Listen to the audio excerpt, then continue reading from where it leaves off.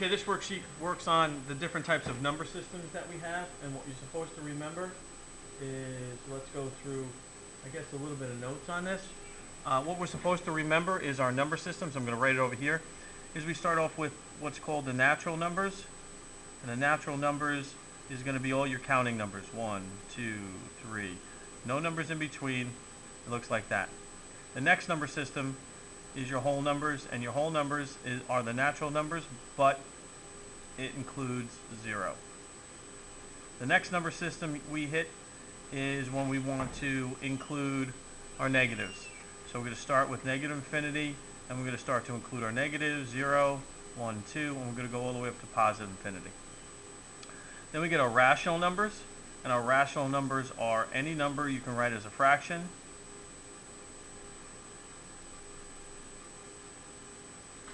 So these are all fractions.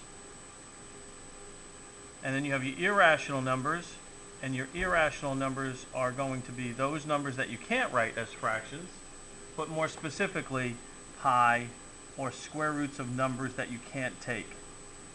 Okay? They're called non-repeating, non-terminating decimals. This is something that we, again, all this stuff we learned in Math 7, Math 8.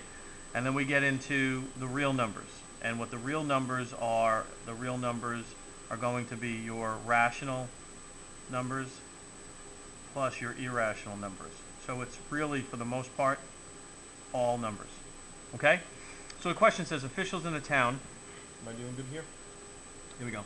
Officials in the town use a function C to analyze the traffic pattern. C of n, again, this is just function notation, represents the rate of traffic through an intersection where n is the number of observed vehicles in a specified time interval. What would be the most appropriate domain? When they talk about domain, they're talking about what numbers can we use to represent the number of vehicles that would travel through that intersection. That's what they mean by domain. Now, would it make sense that we use negative numbers to represent vehicles going through that domain? No, so let's get rid of choice 1.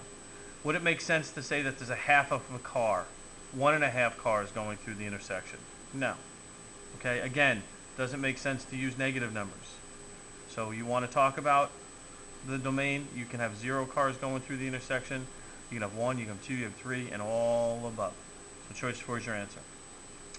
Number 2, again it says, which domain would be the most appropriate set to use for the function that predicts the number of household devices, so this is the number of devices that we have in our house, in terms of the number of people. So we're going to write a little bit of a ratio here. Devices to people. So you can have 5 devices and 10 people, so 1 device per 2 people, or you can have 10 devices for 5 people, that's 2 devices per person. You can have 3 devices for 2 people, that would be 3/2 of a device per person. Okay, so all these make sense.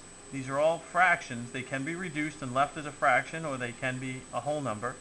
So, but would it make sense to use integers, which means we're going to be dealing with negative numbers? You can't have negative devices per people, so that doesn't make any sense. Irrational numbers, can you have the square root of 2 devices? No. Whole numbers, you could have 0 numbers per device, 1 number, 2 numbers, 3 numbers per device. That kind of makes sense.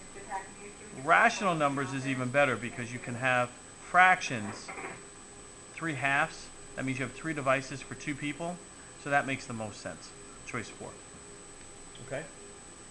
Number 3, which statement is not always true? The product of 2 irrational numbers is irrational. Well, this is an irrational number. Let's go, the square root of 12 is irrational. All right. And then we can multiply that by the square root of 3. That's also irrational. And I get the square root of 36. Oh, what is the square root of 36? 6. Well, I get 2 irrational numbers. I multiply them together and get a rational number out.